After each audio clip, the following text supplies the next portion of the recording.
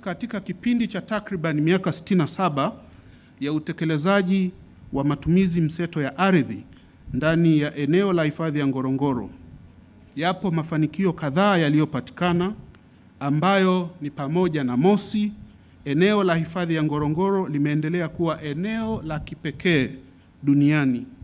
Lakini pili, idadi ya watalii imeongezeka kutoka 592,498 kwa mwaka 2015 hadi kufikia watalii 884,484 Machi 2025. Na mapato yatokanayo na utalii yameongezeka kutoka shilingi bilioni 60 mwaka 2015 na kufikia shilingi bilioni 223 mwezi Machi mwaka 2025. Tatu, jamii ya wenyeji wanaoishi ndani ya hifadhi wameendeleza mila na desturi zao bila mwingiliano. Na nne, jamii ya wenyeji wameendelea kunufaika na nyanda huru za malisho wanazotumia kwa pamoja, yani grazing land. Mheshimiwa Rais, pamoja na mafanikio hayo niliyoyataja, zipo changamoto nyingi ambazo zinaathiri matumizi mseto ya ardhi katika eneo la hifadhi ya Ngorongoro, na endapo changamoto hizi hazitatatuliwa, shinikizo la matumizi ya ardhi ndani ya hifadhi halitakuwa himilivu. Changamoto hizo ni kama ifuatavyo: mosi, kuongezeka kwa mahitaji ya maendeleo ya jamii ndani ya eneo la hifadhi ya Ngorongoro kutokana na ongezeko la idadi ya watu. Idadi ya watu ndani ya hifadhi imeongezeka kutoka takriban 8,000 waliokuwepo mwaka 1959 hadi kufikia watu 100,793 mwaka 2022.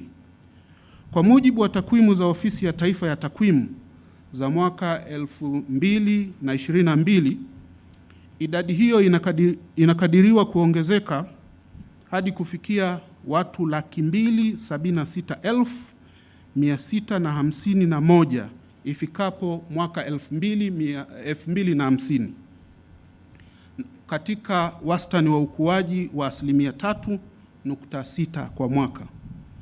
Ongezeko hili la idadi ya watu linaenda sambamba na ongezeko la mahitaji ya matumizi ya ardhi, na hivyo kuongeza ushindani wa matumizi ya ardhi kwa ajili ya uhifadhi, utalii na maendeleo ya jamii, kwa kuwa ukubwa wa ardhi katika eneo la hifadhi ya Ngorongoro hauongezeki.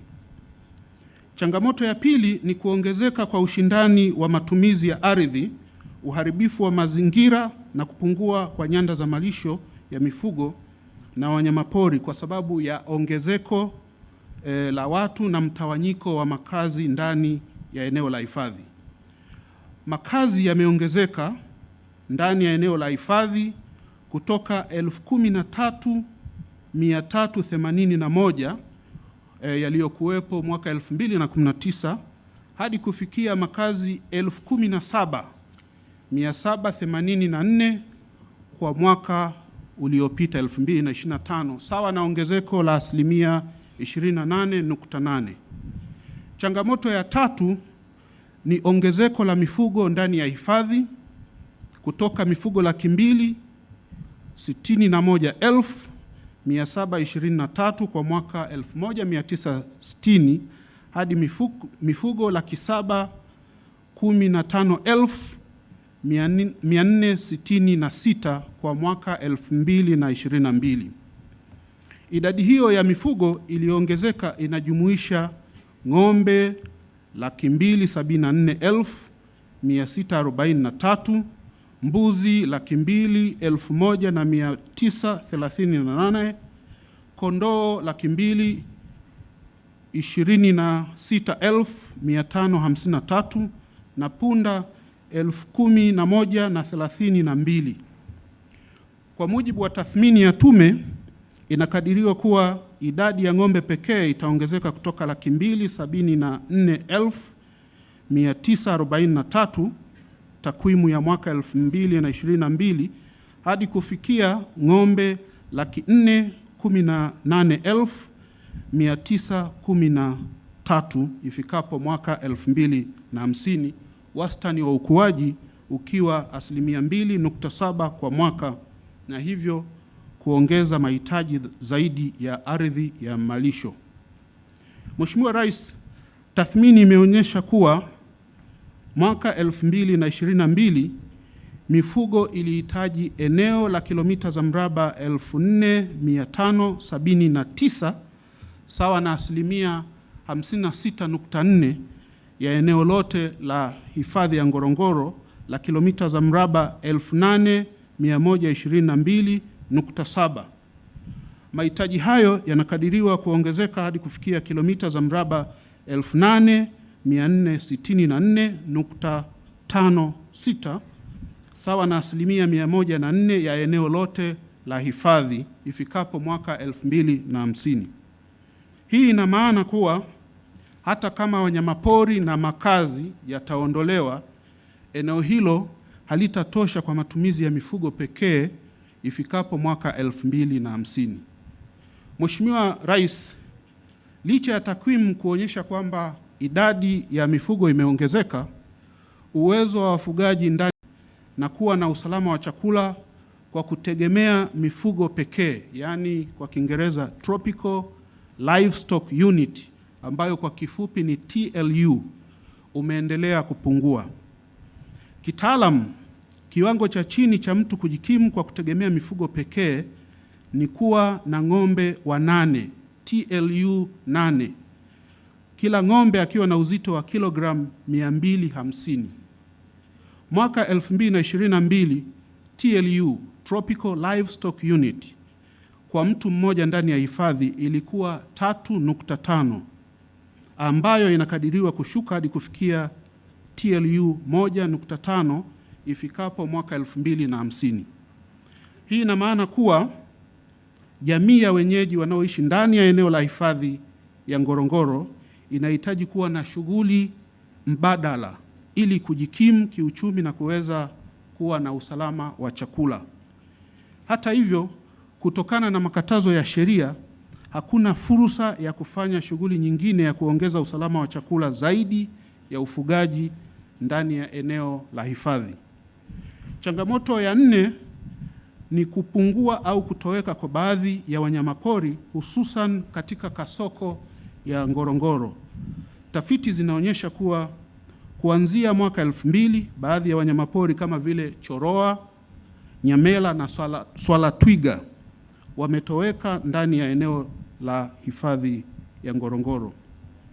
Wanyamapori wengine kama vile nyumbu wakazi, resident wild beast, wamepungua kutoka katika kasoko ya Ngorongoro. Kupungua au kutoweka huku kwa wanyamapori kunahusishwa na ongezeko la shughuli za kibinadamu na mabadiliko ya tabia nchi ndani ya hifadhi. Changamoto ya 5 ni migongano kati ya wanyamapori na binadamu, yani human wildlife conflicts, ambapo takwimu zinaonyesha kuwa wastani wa watu 7 wamekuwa wakiuawa na wanyamapori kila mwaka kuanzia mwaka 2015 hadi mwaka jana 2025, na kufanya jumla ya watu waliouawa kufikia 77. Pia watu 274 wamejeruhiwa na pia mifugo 1450 imeuawa na wanyamapori katika hiki kipindi nilichokitaja. Changamoto ya 6 ni uwepo wa magonjwa ya kuambukiza, yani zoonotic diseases, kama vile kimeta na kichaa cha mbwa, yanayoathiri binadamu, mifugo na wanyamapori kutokana na mwingiliano kati ya binadamu, mifugo na wanyamapori, kwa kuwa ni vigumu kutibu au kutoa chanjo kwa wanyamapori wanaopata magonjwa haya.